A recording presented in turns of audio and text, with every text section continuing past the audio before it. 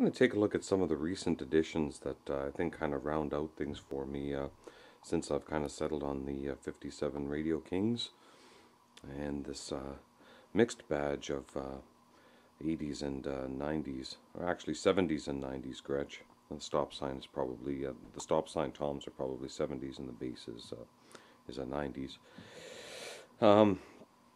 I guess the first thing I'm going to focus on is the Pearl Eliminator stand that I told you about, and really nice stand, really smooth action, really reliable clutch, sturdy construction, not the lightest thing to carry to the gig. The big bonus with it, of course, it being 2 legs, which means it's not conflicting with the snare stand tripod all the time, and positioning is never been easier, and it sure is a lot better to have that little extra space to play with in terms of moving stuff around. Although I guess we, by this time, and this many years of playing, we're pretty settled in how we like things. Every now and then you do minor shifts and try different things out, and it's nice to have that tripod not colliding with another tripod, and the legs intertangling, and you know, that mess and what it's all about. So that's the scoop on that. I'll just take a look at the clutch. Get into some better lighting here, back up a bit. Rubber on top and rubber underneath, eh? So it's, can I get in there and have a look at that? I have to take this off. Guess I do.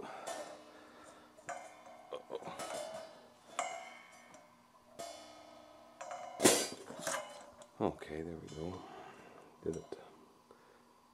See the rubber underneath, and you've got like a little tension rod on the bottom as well to further secure the cymbal and clutch it, if you will. So all in all, very sturdy. I've got a little bit of play in this UFIP class top, which is nice, and yet it's got that play. But not because something's come loose, it's because that's how I've decided I wanted to set it. And the big difference between the two. Previously I've had to put up with nothing but frustration with clutches, and I think the days of frustration are behind me, thankfully. Next up, a big old 22 Zildjian thin crash ride. And the story behind this one is apparently it was owned at one time by Barrett Deems of Chicago, the Slingerland endorser. And it's a nice one for crashing purposes, and that's what I'm using it for right now. It's got a dark crash to it, and certainly is great in terms of ride capability too. Although I haven't really put it to that test yet, clearly it can do it. I'm just going to switch hands here if I can. The camera. Give it a tap.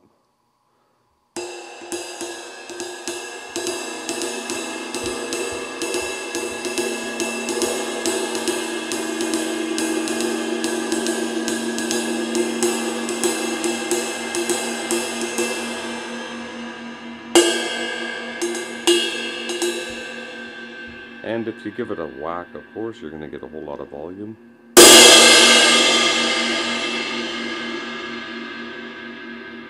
But it does both, and I would say equally well. It's a 40s, and I kind of got it because I have the other 40s-ish 19-inch thin crash, and yet I've got them on different sets.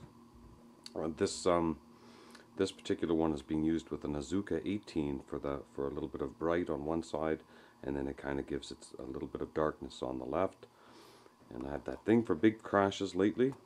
So the other crash that's come to join the family is this 18-inch, 20-inch, sorry, Paste 602. I don't know what year it is, but I'm assuming it's probably 60s. I'll give it a tap here.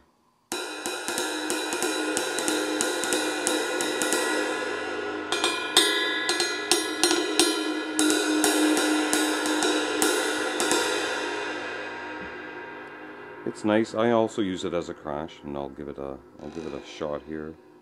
That was more of a glancing blow. I'll give it more of a edge hit.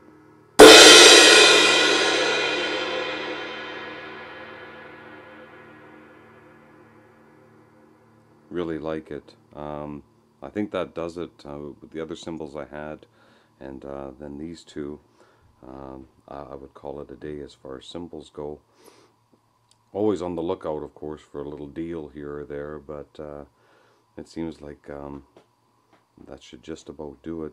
22 is big for a crash, I gotta admit, but you get used to it, and you know, just by tapping it, you get a reasonable crash sound, and that's kind of a bonus, and that's a bonus I'm learning to appreciate as I go. I don't have to bash. A simple right direct middle bead hit will give me kind of what I want often, or if you go more to the edge, obviously you'll get more wash.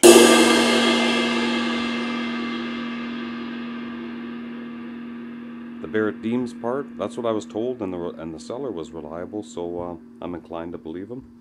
And you can see the difference in cleanliness there. The paste looks a little cleaner. This 22 has been cleaned, not by me, but I could give it another go and see what happens. But you can see sort of a little bit of aged sort of spottiness there in it, but still overall it's not an eyesore or anything like that. It's just showing its age a little bit. So those are the new additions to the drum room, and all of which are keepers. I'm not going to move any of these, and they kind of really help finalize the schemes for each of the two kits. Talk to you later.